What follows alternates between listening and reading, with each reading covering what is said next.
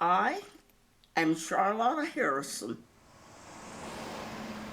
I am 86 years old. May I ask the question, how well do you know your neighbor?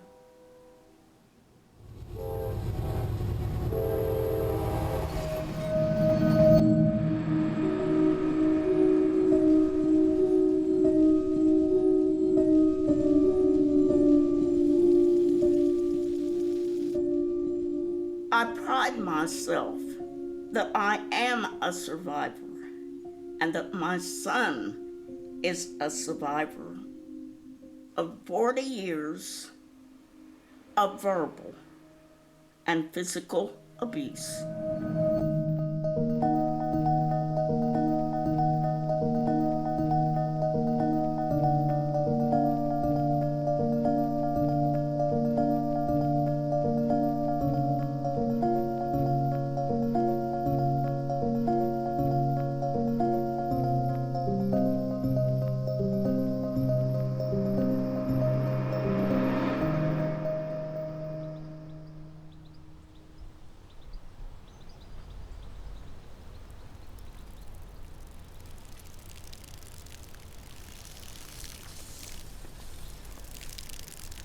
Aren't they pretty?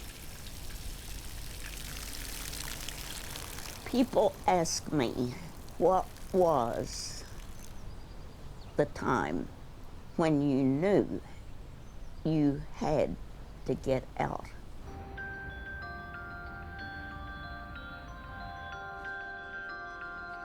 I was selecting different cuts of meat, and Fred comes wheeling up on the little access scooter that they have for handicapped people. And he said, and I will use the same language he used, "Where in the hell have you been?" And I replied, "Well, right here. You can see I've been selecting our meat." "The hell you have." And at that point, he reached out and he struck me so hard that it knocked the lens out of my glasses. And I started shrieking, "My glasses, my glasses." There was a young man, and I was aware that he walked up to Fred and he said, "Sir, you cannot do that. This is a public facility." And Fred replied, "The hell I can't, she's my wife." I said a little prayer, "Oh God, no. No, this can't be happening." Fred is standing up on this little scooter. And it was then when he looked at me with such hatred I have never seen. And he said, "Just wait till I get you home."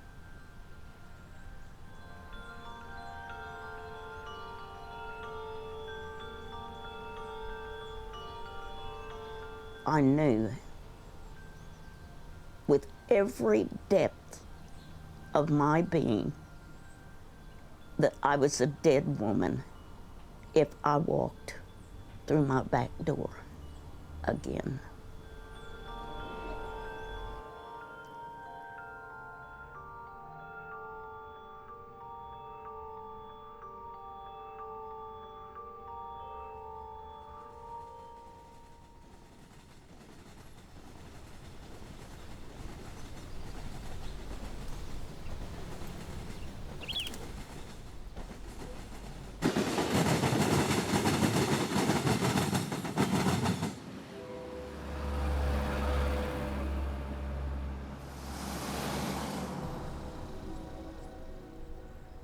We're at the Rogers County Courthouse. I'm a volunteer from SafeNet. I will be sitting with a woman that may not have anyone like a family or friend with her.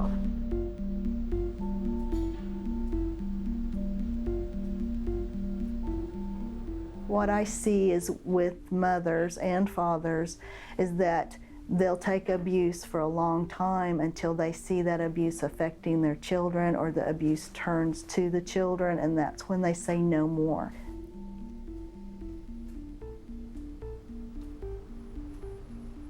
I went to domestic violence court for help. Dealing with the abuse by myself, it wasn't working out. Everyone kept telling me if I go to the courts, they'll help me, I'll be safe.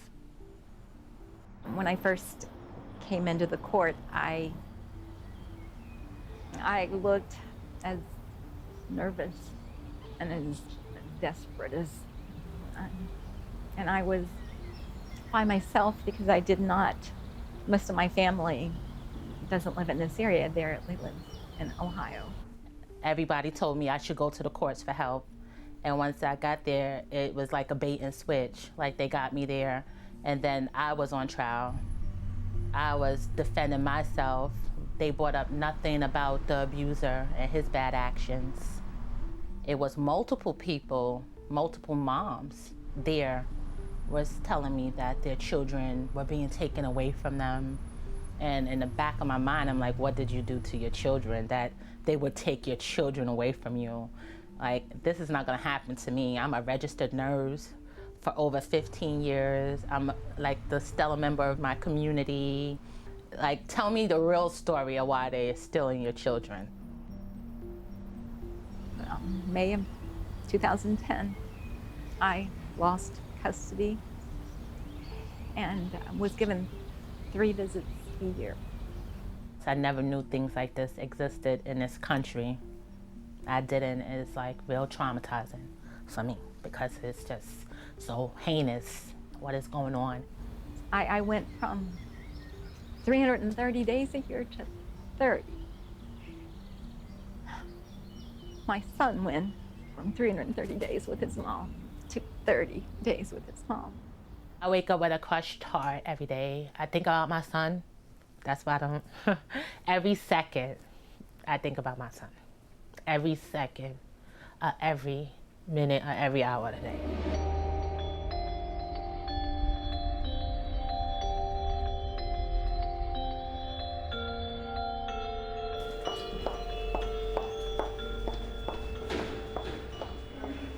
What I tell a woman quite openly, don't look or cast your eyes toward the defendant if it's your husband, ex-husband, or boyfriend. Today, it's a standard abuser tactic to go after custody as a way to regain control over their victims. Battered women with children are really facing an impossible situation because if she tries to leave, she'll be accused of alienation and she could lose custody. If she chooses to stay, not only is she and her children subject to more abuse, but she could lose the children for failing to protect.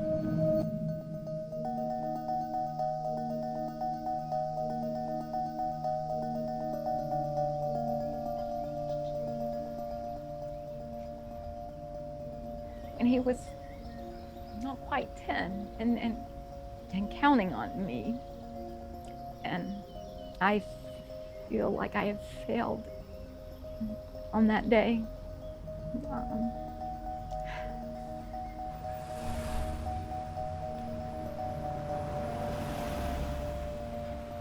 Hi, would you like a flyer?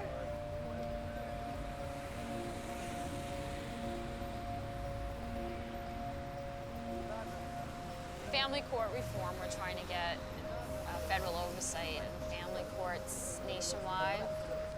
I feel very, very strongly that I'm to speak out about this. The mothers of lost children have gathered again in Washington, D.C. this October 1st, which is Safe Child Day. I last visited with him in July. My next visit isn't until Christmas. We Skype. I've moved I'm 3 miles away from him, but until I can afford an attorney to go back to court, the father isn't agreeing to any more visitation. I was the sole custodian primary caregiver until he was almost 10 years old. We are here to talk to the president, who is not listening to us. We've come here every year for 5 years. I was a CPA. I worked for 27 years. I was a professional. I used all my savings. We've asked him to stop this madness of children being taken from their safe mothers and given to their dangerous fathers. I am frightened because anything that I do, the father has threatened me. He wants me to be quiet, wants me to be silent. Some of the mothers are not allowed to speak on camera because they have a little bit of time with their children that's unsupervised or sometimes supervised. They can't speak on camera because the judge would retaliate almost instantaneously. That's what we find. The judge in my case, and it's on the transcript, said he questioned my frame of mind for having a child with this man. Yet that's the man the same judge gave custody to.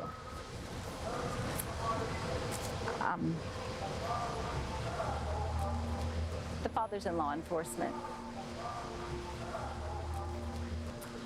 He's trained to present things in court. We need your support. Sign our petition so we don't have to come here year after year to get this fixed.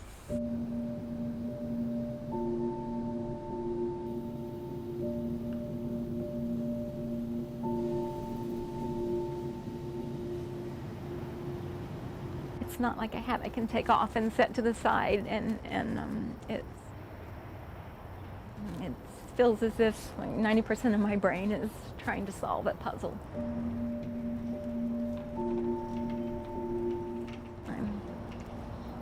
The rest of me's trying to walk around, and I smile often, but at times I feel like just a shell of a human sometimes, just going about the motions.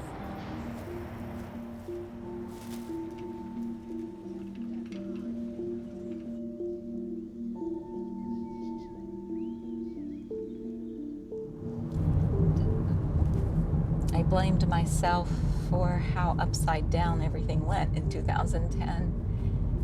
And I searched online about how to fix it, and that's when I found out that I wasn't alone and that it's sort of a trap that many mothers have fallen into.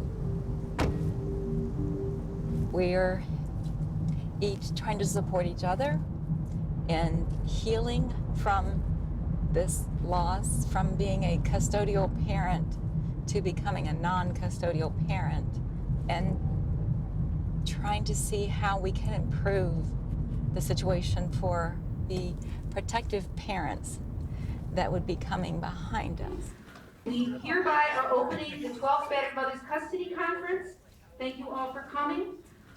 We're all delighted to be here, and new speakers this year, mothers, advocates, activists, authors who have gotten involved in this issue and are really helping us to expose the truth of what's going on in our country's family and divorce courts. So our first opening. I'm Kathy, and I lost my son to the lawless family court when we reported the rape of him by his biological father. My name is Paris, and my breastfed, healthy infant son was taken from me and given to his father. My son's father admitted to the judge that he physically and sexually assaulted me within days of me giving birth. My name is Vicki. I am the mother of a child who was sexually violated by the person who was supposed to be her father. As a result of getting into the family court system in Michigan, my child was taken away from me, and I haven't seen her in over 9 years.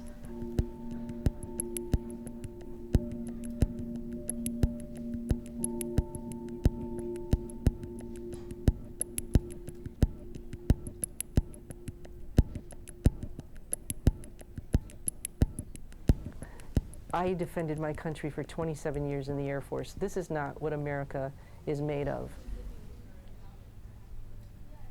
It's wrong.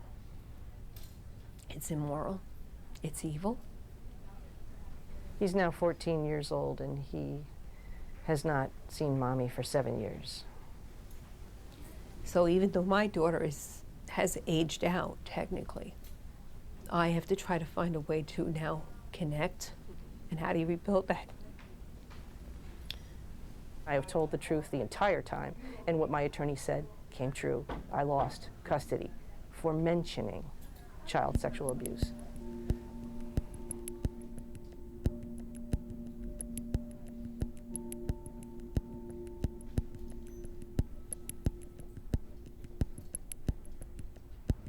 There's trauma inflicted by the court process on people that are litigants. They are tortured anew by the court system. And it makes your problems not better, but worse by participating in family court.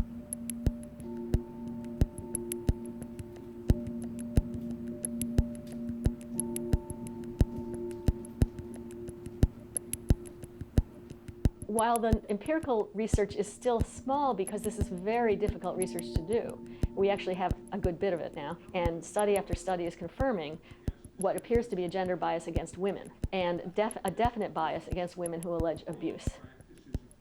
I'm actually in the middle of a 3-year federally funded study, and we don't have the data from that yet, but we had a pilot study that allowed us to get the federal funding, and then the pilot data was confirmatory. In the typical scenario where the mother alleges some kind of abuse and the father alleges that she's an alienator, we found that mothers lost custody to the father 68% of the time when she alleged child sexual abuse, 57% of the time when she alleged child abuse, 29% of the time when she alleged domestic violence, and in general, for mixed allegations, 30% of the time.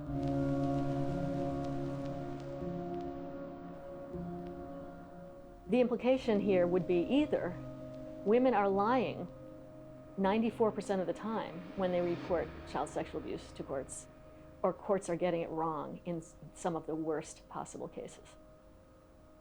What I know from my own experience as an appellate lawyer reviewing many, many cases and consulting with many, many others is that in many cases where the evidence seems quite clear that the father is abusing the child, the courts are refusing to credit that and are sending the child to live with the father. Why? Why are they doing it? I think there is a strong resistance in family courts to believing the amount of child abuse and domestic violence that is reported in contested cases. Frankly, it makes no sense to me either. But I do know that I have sat in courtrooms and heard judges say, yes, I know he battered his partner, but that doesn't mean he's not a good father. The culture of the family court is very strongly leans toward rewarding fathers who seek access to their children. There's a sense that any father who fights for custody is a good father by definition. There is a strong desire to believe that fathers are not this abusive. It is easier to believe that mothers are liars or fabricators and that children are being brainwashed than to believe that there are this many fathers out here who are doing this much horrible stuff to women and children. I always say it's like the Catholic Church scandal. There were advocates for decades trying to expose that. Nobody believed them, and finally it got out, and now it's common wisdom across the globe. And this is affecting, I believe, as many people, as many children as that crisis is and was, and it deserves the same amount of exposure. I'm Heather Boltz. I'm from New York State. I have 2 daughters, and I'm a survivor. In my case, it was pushing and shoving, grabbing. Then it was trapping me places. And the last 2 years, it was hitting my head. That's why I have the chronic encephalopathy. The judge gave him default custody, despite all of the evidence, despite the fact that I was the victim, my daughters were victims. He got sole custody. And in a state where we tell mothers to get out of domestic violence. If you have children, you must get out. I was punished, and I listened. I did get out, and I lost custody of my kids. The lack of representation is very critical. Criminals are afforded an attorney. They have representation. But a parent trying to protect their rights, and the child does not have that. You don't have a right to an attorney in family court. The abusers tend to be the ones who have managed to keep the other party from working or having friends, anybody that they could go to for financial help. So they have the resources to hire an attorney and the other person doesn't. I eventually ran out of money, and at the last hearing, I had to represent myself, and I lost custody.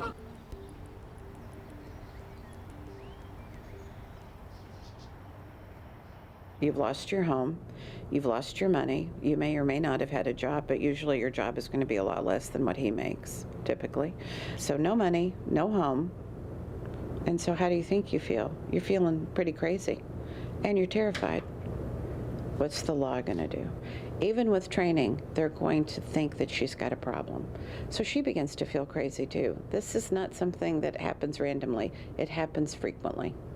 So if you're a woman and you look hysterical, or you're crying, or you're upset, or you're terrified, I'd say often to the law, you look like you really do have emotional problems and you probably need help. The women are traumatized. As a result, they cannot recall details in chronological order. They may be crying.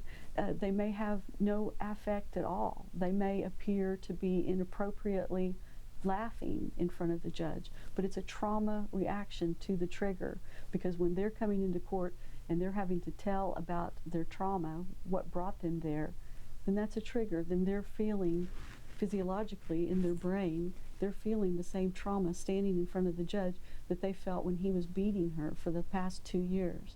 So here you have a woman coming into a custodial dispute, claiming that she and her child are at extreme risk, presenting with a very high level of fear, and the only evidence before the court may be a single incident or 2 incidents for which there's some documentation.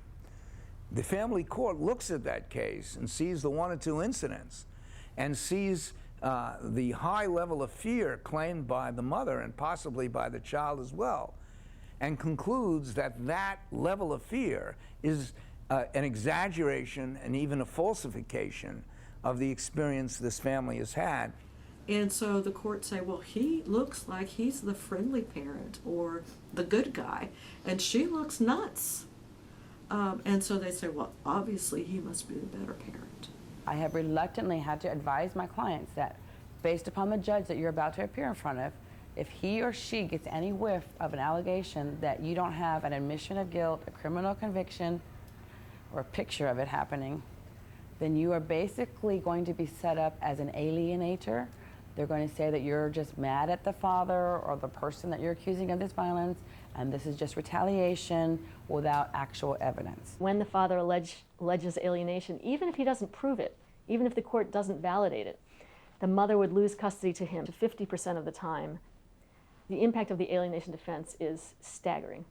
It is almost like, I call it the scarlet A. Once you put it out there, the mom is wearing the scarlet A and she can do nothing right, and she's going to lose. Here I am, a domestic violence judge, former family court judge, and I was going through a very difficult divorce myself, and I had my own custody battle going on, and I basically would rather come to an outside compromise than put my children's fate in the hands of the judges that I knew what they would or would not do. So that's proof of the problem with the system. I'm an educated, smart, articulate, knowledgeable woman making those decisions, and I didn't want to let my children's fate in the hands of my fellow judges. So what did you do? I ended up agreeing to 50% custody when I really believed that my husband, who had put his hands on my throat on New Year's Day in front of our friends, who had a substance abuse problem from taking pills and alcohol, I really believed he should have supervised visits, but I knew, since I did not call the police on my husband, I wouldn't be believed. I knew that I had no bruises, I had no pictures. I didn't want to put my children through about 6 months of interviews and what's going to happen. I would rather have the 50% custody and put it at an end. So the system is not family friendly.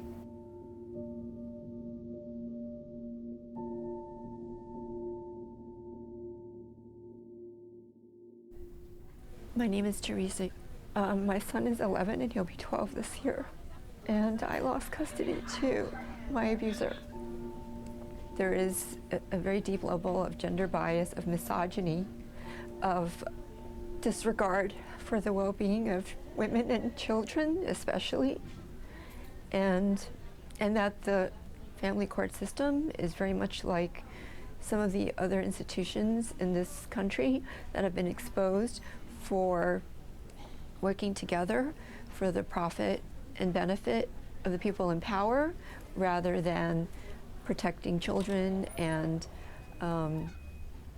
enabling justice to be served.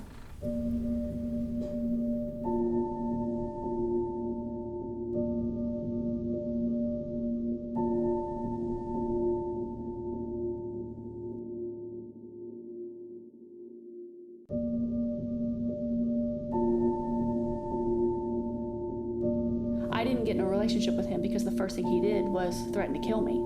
I got in a relationship with him because the first thing he did was tell me that I was the most amazing person he'd ever met. And he was very, very good at hiding who he truly was. I had one of my closest friends that she could not believe what had gone on. And she said, "Why, Charlotta?" She said, "I thought that Fred was madly in love with you. He was just so close to you every place that you went." And I said that closeness was not from love. It was closeness from being so jealous, and that he had to keep me away from people because I was his and his alone.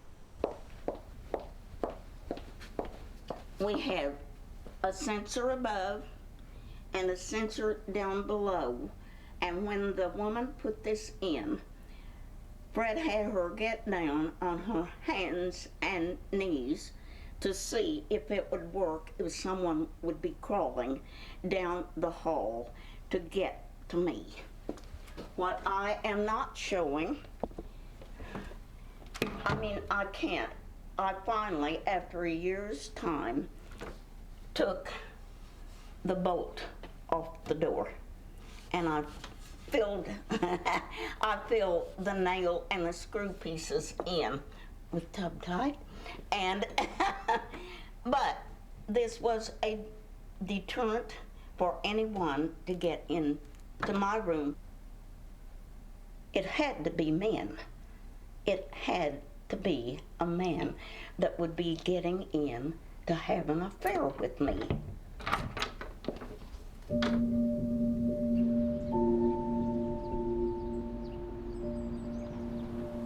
Women don't have a choice between something good and something bad.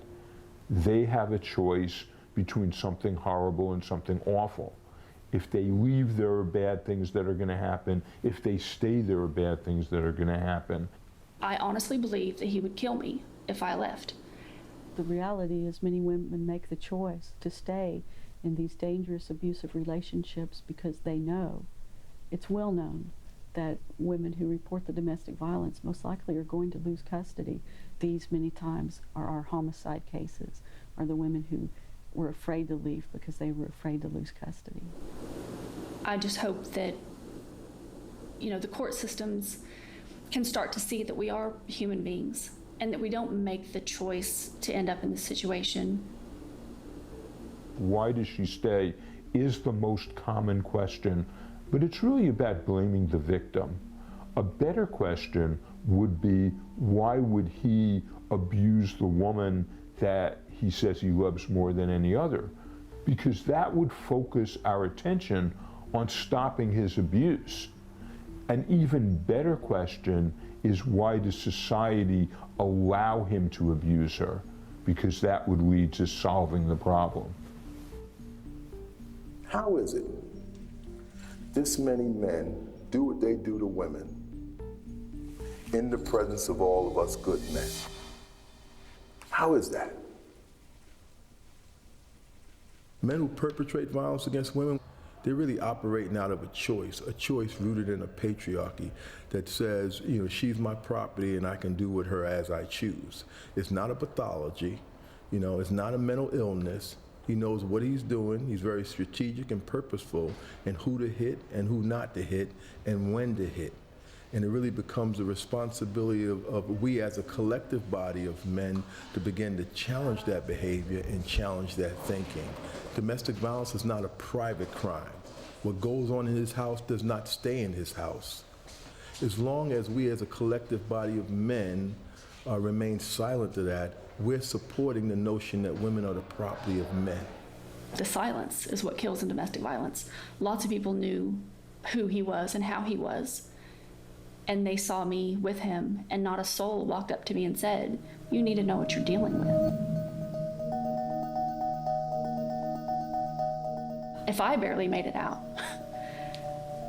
what happens to the others?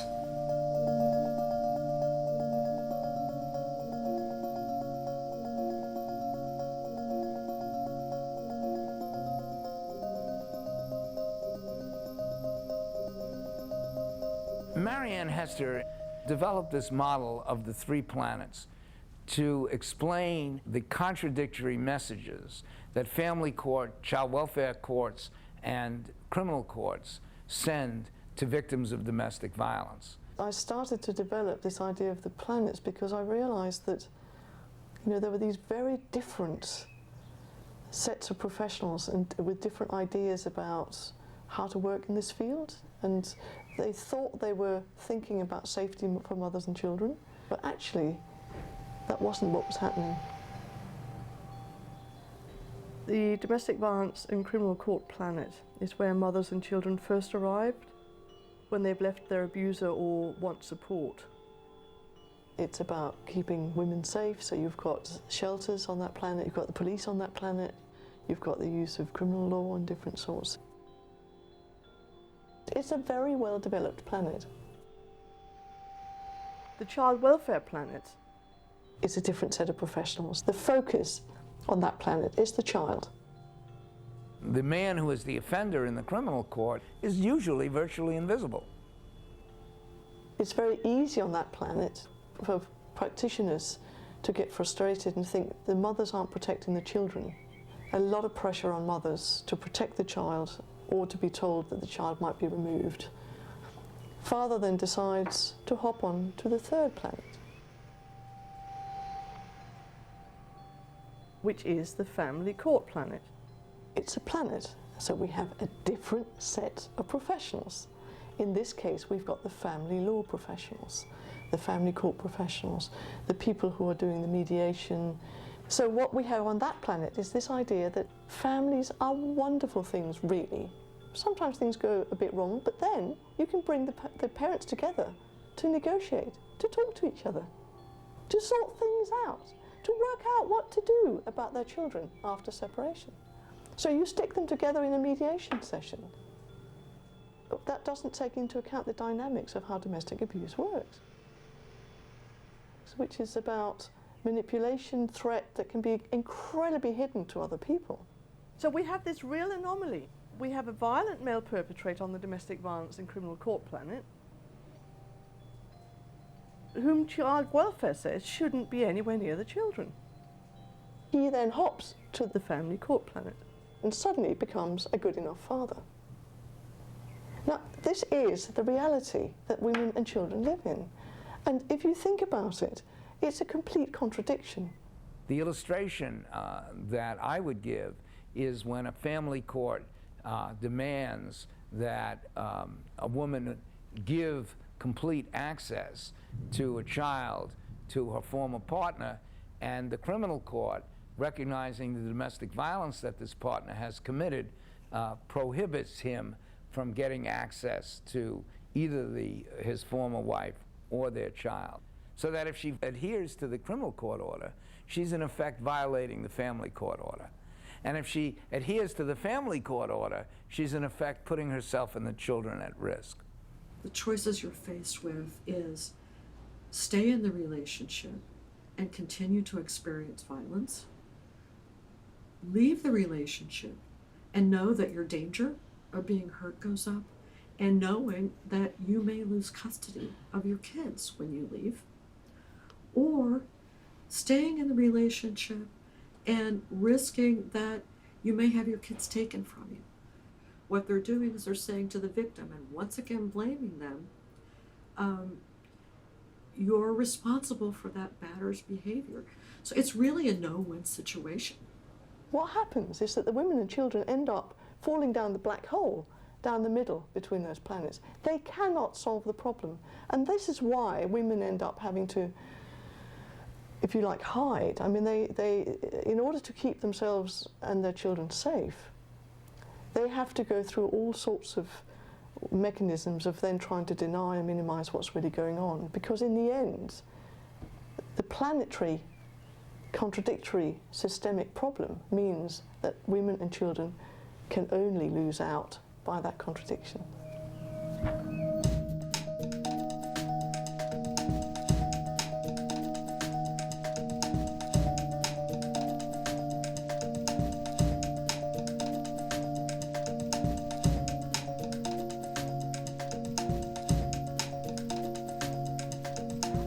You know, the message I would say is there's nothing about the woman that causes her to be abused. Okay, thank you. Almost all of contested custody are domestic violence cases, and domestic violence involves control. And one of the forms of control is financial control. There has developed a cottage industry of lawyers and psychologists who understand that in contested cases, abusive fathers have the money. So if they want to make a lot of money, the best way to do that is to create approaches that favor abusive fathers. These child psychologists, these child custody evaluators are paid tens of thousands of dollars, either by the court or by the wealthy parent, to write reports on which parent should get the custody. Sometimes the child's 3 years old when the divorce begins. They know that they can continue to bill these clients until the child's 18. And no accountability whatsoever. Someone actually applied for a forensic psychologist credential as their pet cat. They said their name was Zoe D. Katz, and they got for $350 a diploma to be a forensic psychologist, and that would enable you to practice in the family court system. When these biased professionals are making recommendations, the children and the mother has very little chance to survive. I mean, they're profiting off of family violence to the tune of hundreds of thousands of dollars, and kids are paying the price.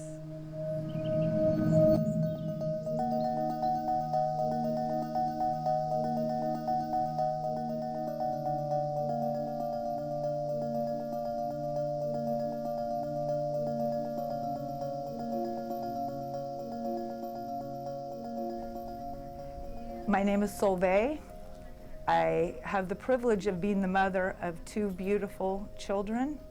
They were placed with their abuser only 4 days after having forensic interviews that detailed graphic sexual abuse.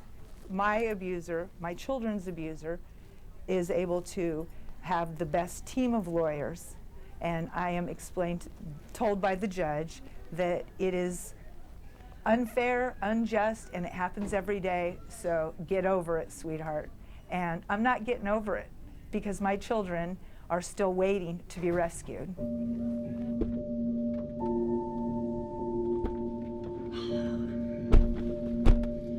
All right, seatbelts, lock and load. Well, this is a cool little stroll down memory lane. I haven't been down to Reno High School and seen any of this alma mater stuff for 4 years, 5 years, either. And having not lived here for as long, this is going to be interesting. I'm Elizabeth Loudon, and we were both born in 1993.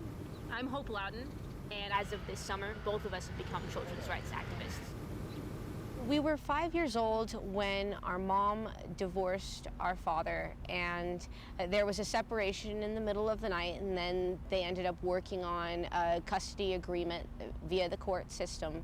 And although we expressed our desire to live with our mom, the way that the court system ended up handling it is they allowed them to have a 50-50 custody agreement. After 9 years, we spent half of our time with our father, and unfortunately, our lives were pretty hard because our father was abusive towards us, neglectful towards us especially. But there came a point when we were 14 years old, and I couldn't do it anymore. And we had tried talking to him multiple times calmly and said, can we just live with our mom? Can we please just live with our mom? And unfortunately, every time he would say something like, well, when pigs fly, or you'll eat yourselves to death if you live with your mom, so you will not live with your mom. But we didn't want to run away from school because then you become a runaway. So we figured our only option was to just sit on a bench and tell him no. Breaking no laws, but simply to refuse. Our father came to pick us up at school. We made our way to the bench, and he could see us from the car. We were making eye contact because he was just in the parking lot. But he saw us sit down and knew then that we weren't going to be coming to the car. And he ended up having us arrested and taken to a juvenile detention facility. We were cuffed and then brought to the facility, the juvenile detention facility, where we spent the next 3 days. And we're charged with being incorrigible, which means basically that we weren't obedient to our father. We wouldn't do what he said.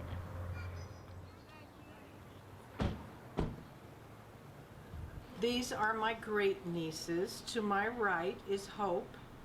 To my left is Elizabeth.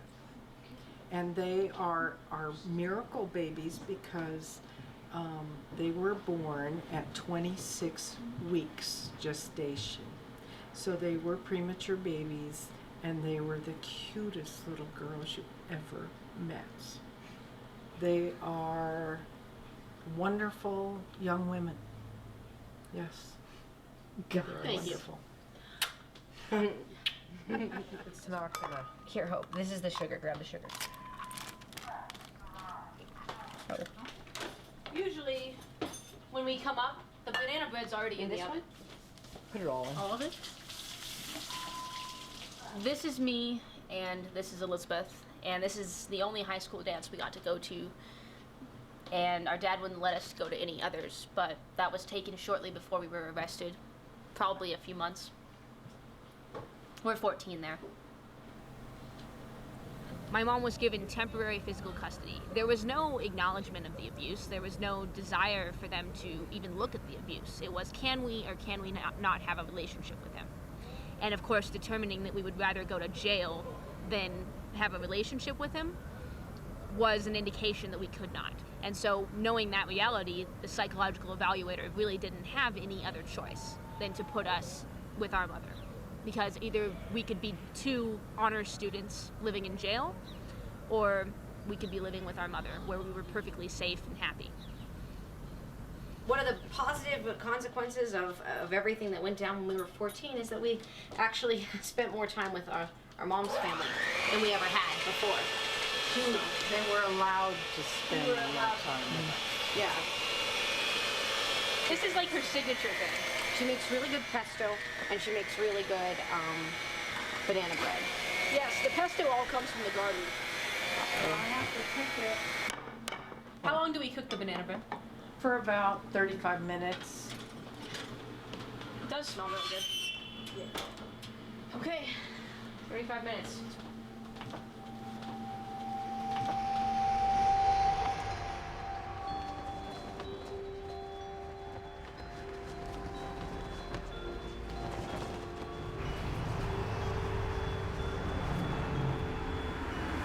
This is Brian's childhood picture. As Brian grew older and was approaching teen years, I was dividing time between an approaching teenager and a husband.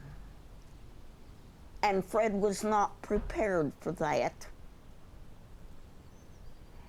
And I think that jealousy occurred, and this just started escalating in our lives. But as far as being protective of Brian, yes, I would have laid down my life for him.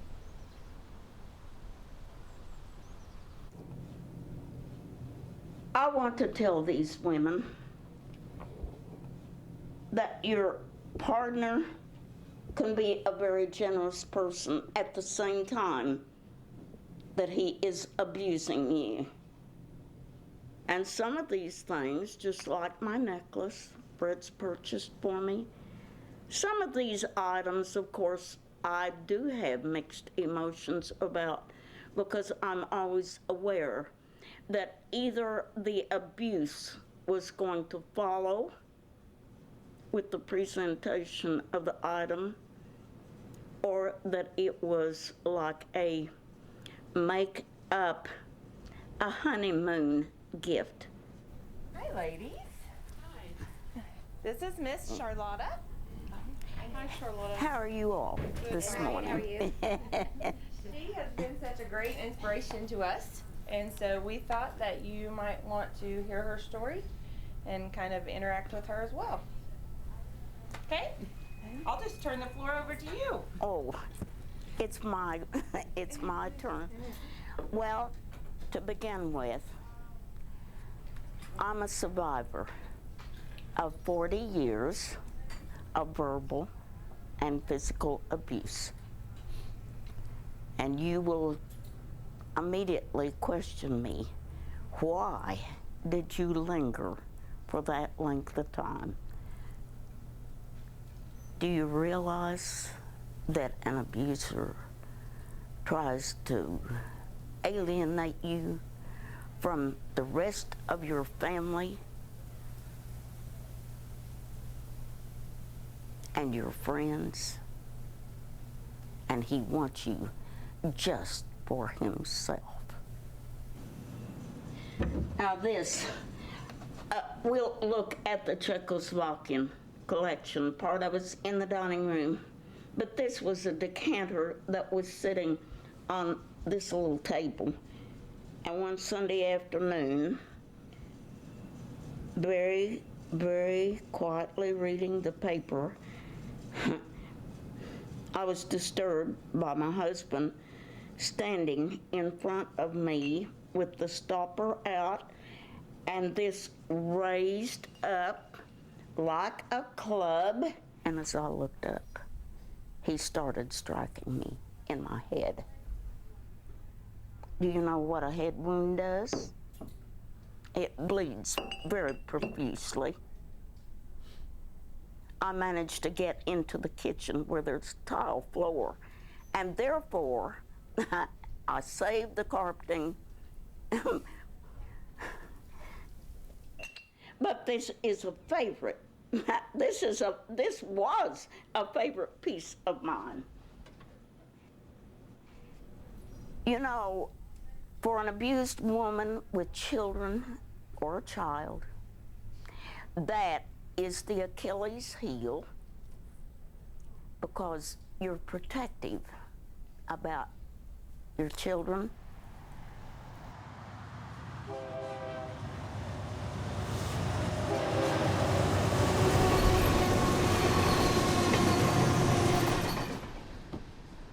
You have no idea until you've been in this situation what women like me and men go through. It's, you know, you lose your home. A lot of times your car is in someone else's name. You know, pets, you can't bring those. There, DHS and a lot of organizations like that, they don't understand this at all, and so that makes it tough too.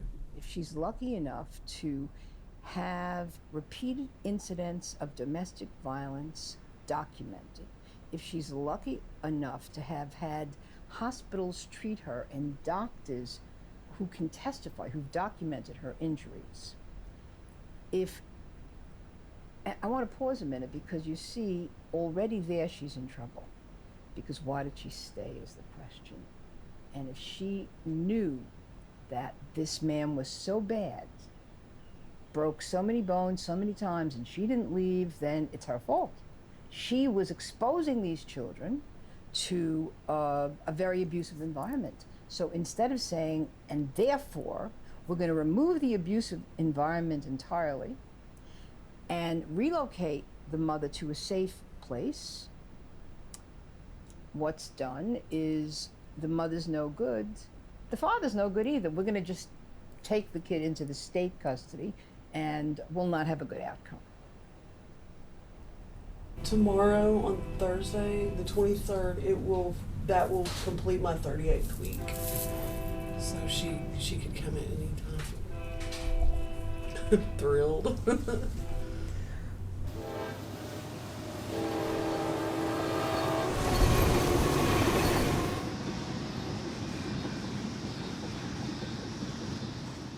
Last Thursday, I went to court, and prior to that, I had spoken to my attorney and to DHS, my caseworker, and they both encouraged me to relinquish rights to my son, Kelly. He's 15 months, and he's been in DHS custody it'll be a year next month. So on Thursday, I went, and because of the situation that I'm in, I didn't want to have an open case or they could take this baby. So I felt like I had to sacrifice one baby to keep this one. But I felt like I had more of a chance of keeping her than of getting them both. When you have an attorney telling you that, and then you have a separate DHS worker at a different time telling you that, you tend to believe them. And I felt like it was either give Kelly up or lose them both. It's not because I didn't love him. I thought that was the most selfless thing I could do as a mama. And one day, I know that he'll come to me, and we'll know one another. I know he'll always be bonded to me as I am to him. But it's so hard.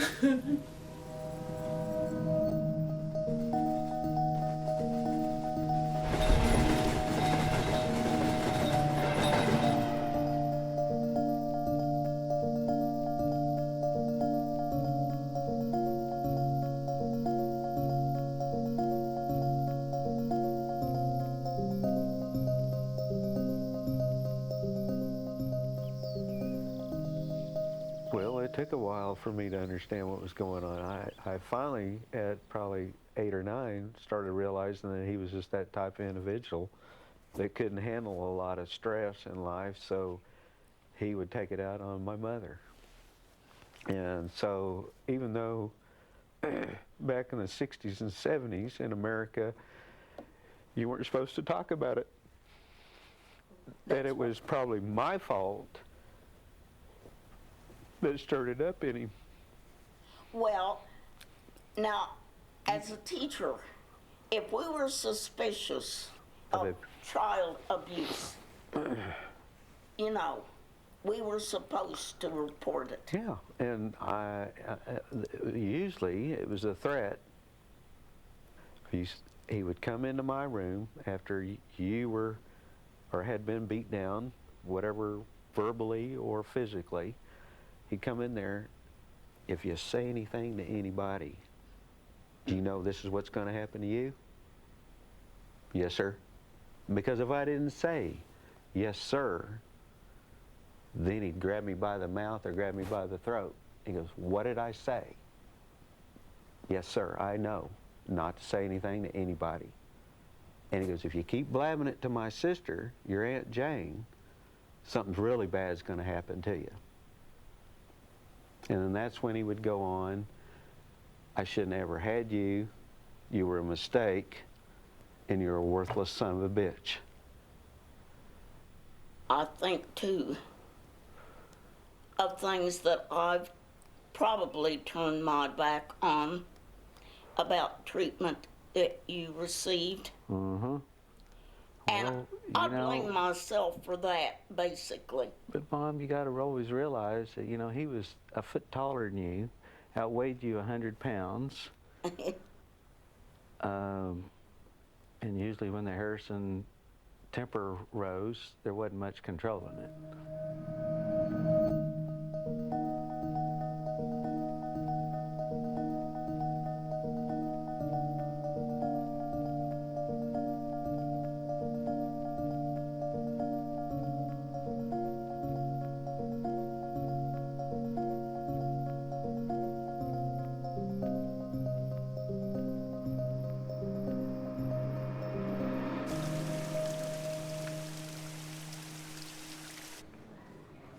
They came in and I was almost fully effaced, almost fully dilated already or whatever.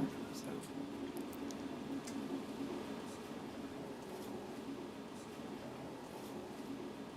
Increasingly, we're also seeing that domestic violence is almost being equated with this must be terrible for the child. Not seeing that actually mothers are still able to parent, and especially if mothers are supported, can actually parent very effectively. Okay, with your next contraction, let's have a push.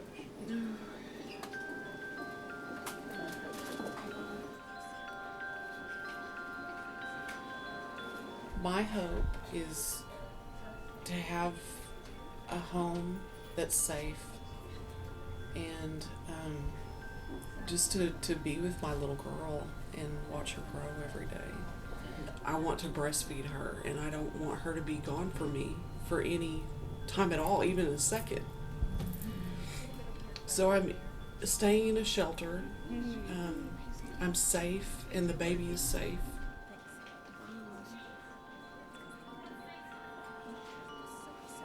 And push. There we go. Come on. 1, 2, 3. You're moving that baby. Come on, you're almost there, babe. You're almost there. There we go. There she is. There she is. Oh, good job. Hey. I know, baby. Good job, Missy. Oh, look at her. She's beautiful. Sorry. All right, right there she is. I'm going to Yeah, I'm just going to take her all the way over there. I was like, okay, I'm ready to hand it off. Where's the pediatric nurse? Look at that, all that hair. Oh, hello, cutie. It's Mama. It's Mama. She's like, I know that voice.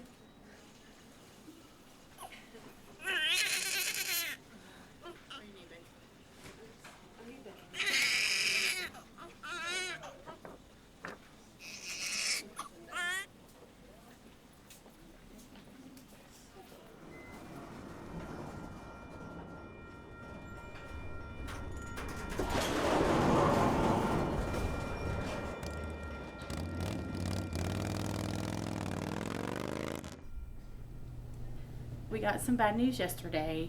I went to pick up Misty from the hospital, and DHS had come in and removed her child at the hospital. So it was an emotional ride home. It's insulting to every person that can think for themselves.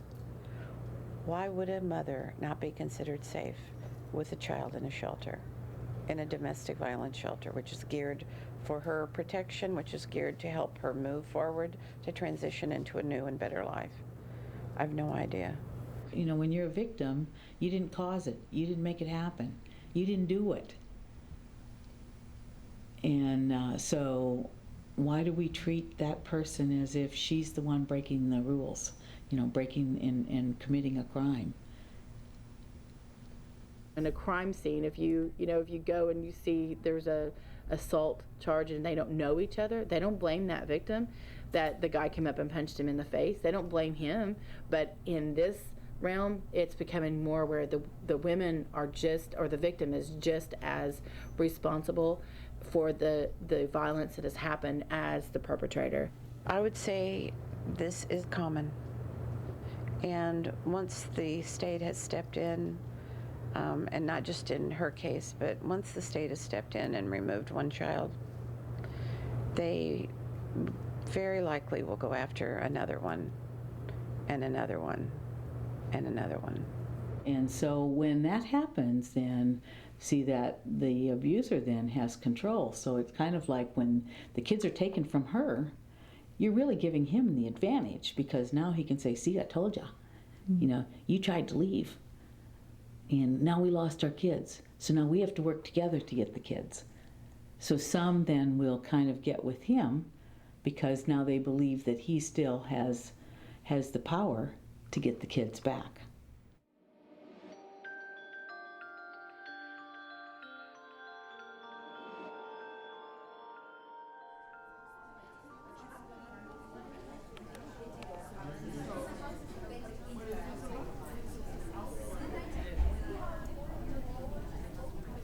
This is a quilt, and you're welcome to make a piece. Every one of these pieces is made by a mother who's lost custody of their child.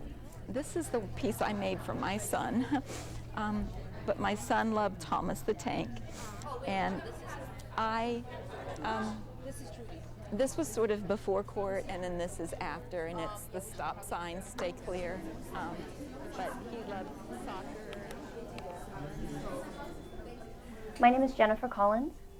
I am the executive director of the Courageous Kids Network, which is an organization run by young adults for young adults and children who have been or are being abused by anyone, but focusing mainly on children who are abused by a parent, and especially those who have not received the proper help from the justice system. Jennifer Collins is my hero. She was just a little girl caught up in a horrific custody case. She and her brother were being viciously beaten by their father. The father had also beaten their mother, Holly. The court knew this, and yet they thought it was more important that Holly had difficulty working with her abuser and blamed Holly instead of the abuser. And so they gave custody to the abusive father, gave Holly only supervised visitation. We begged my mother to save us and rescue us and run away with us. And we told her that if she did not, we were going to run away alone.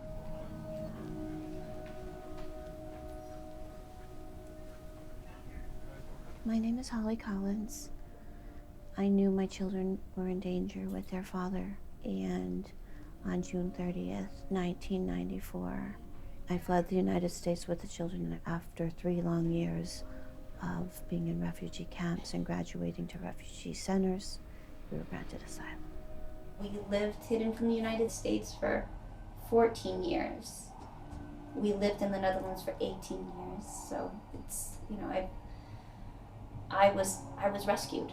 And it really says something that other countries had to protect our children because our courts weren't doing it. I'm 29 now, and it is still happening. The exact same thing that happened to me and my brother 2 decades ago is still happening to children all across the United States. And even the people, the specific people who worked on my case, who are the reason that my father got custody, they're still working within the court system. They're still doing this to children in Minnesota. The courts were there to try to protect them and instead sent them for more abuse. We have such a tendency to disbelieve and to attack mothers, but they can't do that to the children. And so when they speak out, people listen. I decided to dedicate my career and the rest of my life to trying to help fix the system. I work as paralegal for 2 attorneys. I also run the Courageous Kids Network, and I have a lot of amazing young adults who went through the same types of childhood I did. And it's amazing all the different things that these kids are coming up with. And there's this brilliant new thing that we're doing, which was inspired by a teenage boy. He ended up getting married. He went and found someone and got married in Nevada, and that means automatic emancipation.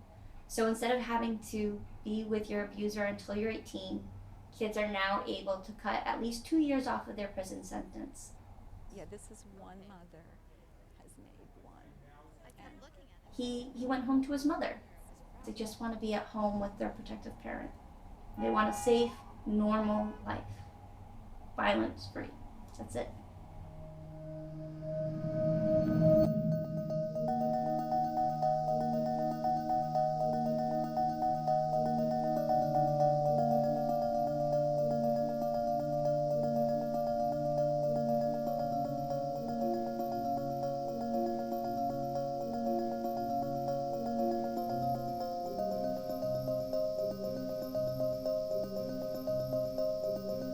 The bottom line is that children who are exposed to domestic violence, child abuse, and other traumas will suffer more illnesses and injuries as children, later as adults, and will have a shorter life.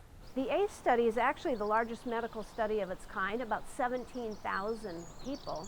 They used 10 different criteria to find out people's abuse, whether it was physical abuse, sexual abuse, emotional abuse, and neglect, as well as some family dysfunction. And quite honestly, as revealing as that study is, I also look at it and think, oh great, what do I have to look forward to in terms of health problems in the future? Because in reality, the higher your ACEs score, the more likely you are to experience health effects, negative health effects. You're more likely to drink, you're more likely to smoke, you're also more likely to have heart disease, diabetes, cancer. So what is your ACEs score? I think it's 7 or 8. They say for people over 4, they have significantly more health problems and more likelihood of dying from common causes of death. So I suppose if I'm nearly double that, that'll have quite an impact. Have you taken the quiz? No, I haven't taken it. I mean, I'm kind of afraid to take it now. I'm imagining that we're gonna have the same ACEs score. Most likely. Most likely? Yeah. Although we had different experiences. Here you go. Let's see. While you were growing up during your first 18 years of life, oh no, a reflective quiz. Let me tell you some of the questions that they ask. So one of them is, did a parent or other adult in the household often or very often swear at you, insult you, put you down, or humiliate you? Or act in a way that made you afraid that you might be physically hurt? Yeah, that's so there's one. So usually if a person has grown up with domestic violence, that would be included. Wow. Did a parent or other adult in the household often or very often push, grab, slap, or throw something at you? Wow. Some of these are really unfortunate realities. Do you live with anyone who was a problem drinker or alcoholic or used street drugs?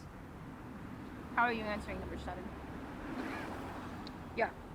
Yes? Or did a household member go to prison? Prison. No. No? He never went to prison. He went to jail. Prison is a different place. Or it could be something like, were your parents ever separated or divorced? First part.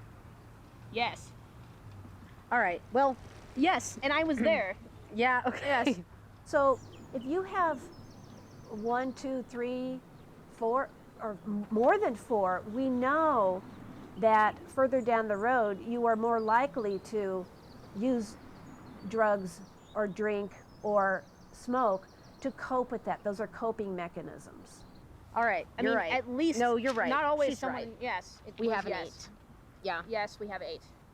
From the ACE study, we have learned also that not only does adverse childhood experiences affect your mental and physical health, but affects every aspect of your life. So getting a job, keeping a household functional, all of these things are also affected by adverse childhood experiences. So it goes way beyond what most people think. I mean, every little aspect of your life is altered when you grow up with adverse childhood experiences. I've never seen this one. A resilience questionnaire. That's fascinating. Okay. So we know that even though the child may have a high ACE score, that they can go through life, have a great life, and be successful if they have one healthy adult that stands by them throughout those crucial developing years. I've heard the word resilience a lot when it comes to talking about domestic abuse situations and people's ability to recover from those. And I think it was always expected that we would be resilient. And we were really lucky that we had so many family members who actually were loving and compassionate towards us, and sympathetic witnesses who understood the situation that we were in and still showed us sympathy and love. And if we didn't have that, I'm sure that our ability to be resilient wouldn't, I mean, I probably would have been dead or in prison. Absolutely. It's so simple, and it's right in front of us, and we can't ignore it anymore. Whereas when you just say like domestic violence or sexual abuse, it's like this woo-woo up in the sky, and we're not really sure how to grab it, but it's right here all on one piece of paper. And it's it's not all this complicated math. It just says, hey, I have an ACE score of 8, so I better take care of myself. Man, maybe I want to go get some counseling, or maybe I better go see my doctor about my heart. In the United States, we are spending over $1 trillion every year on costs related to domestic violence. If some woman down the street can contribute to the economy as a worker, and you can multiply that situation by millions, then it means that my economy is going to suffer, and that means that my prosperity is put at risk. We can end domestic violence through the Quincy solution.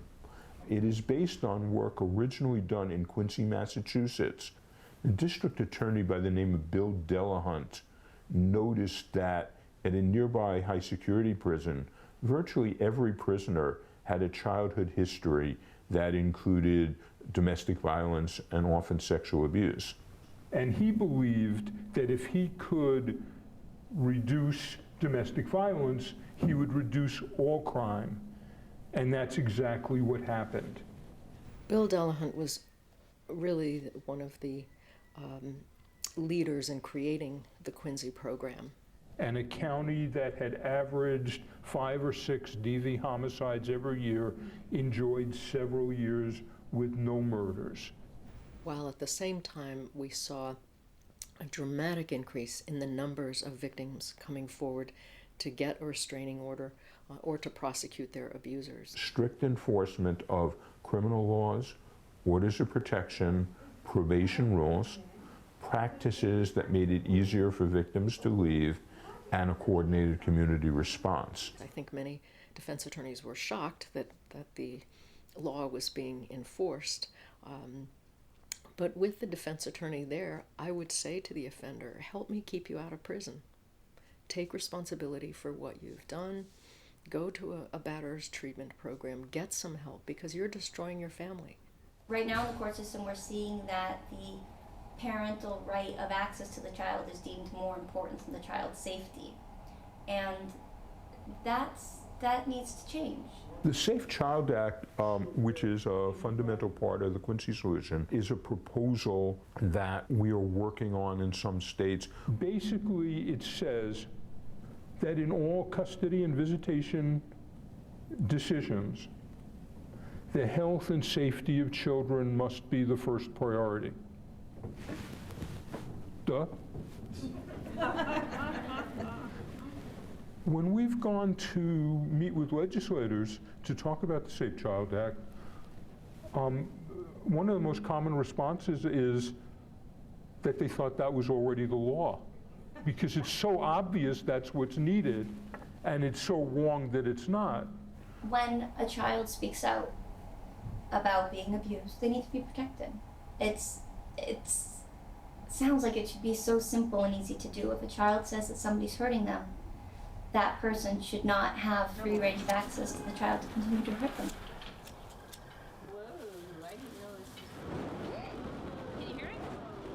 We're no longer minors, and that's such an incredible thing to be able to say, because it gives me personhood and rights that otherwise I couldn't have. This movement for family court reform in America needs people like Hope and Elizabeth, who are courageously speaking out about their experiences, and they are now the voice of a new generation. I was silenced as a child, and they not only silenced me but tried to cover it up, and I refuse to be silenced now. For that little girl I was 2 decades ago, but also for all those children now who are unable to speak out, for all those children now who get a beating for every time they say that their daddy hurts them, or for every kid whose mother doesn't have the ability to do what mine did.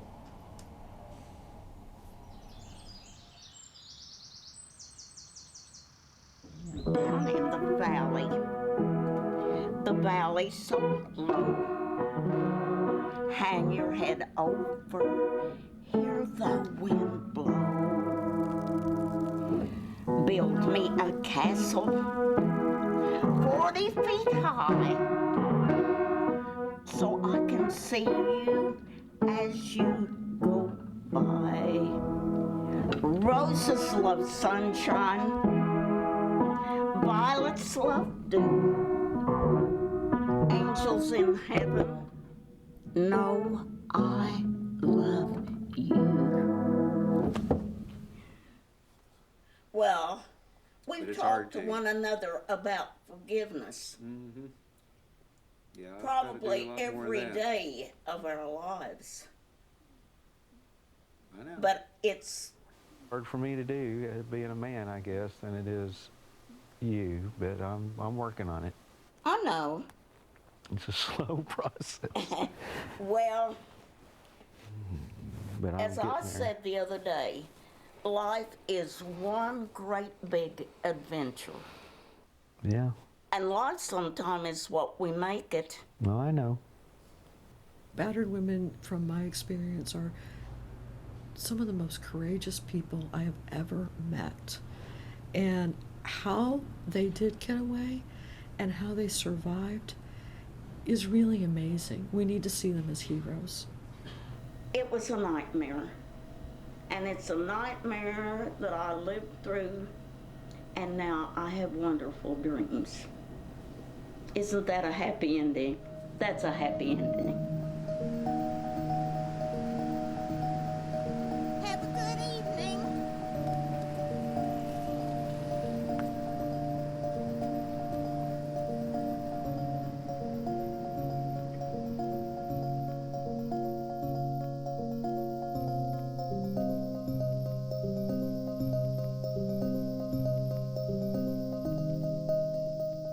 Down in the valley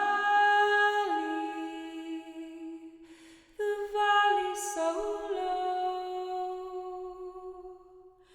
hang your head over, hear the wind blow, hear the wind blow, love, hear the wind blow. Hang your head over, hear the wind blow. Roses love sunshine, violets love dew.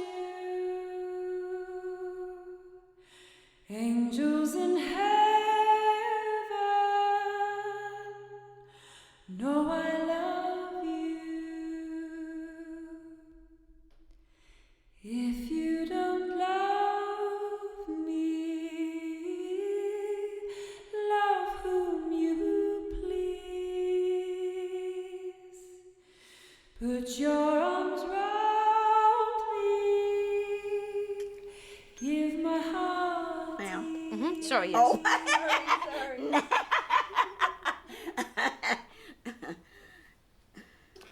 Oh, what a wonderful experience this has been. Yeah. If we can just get the message out.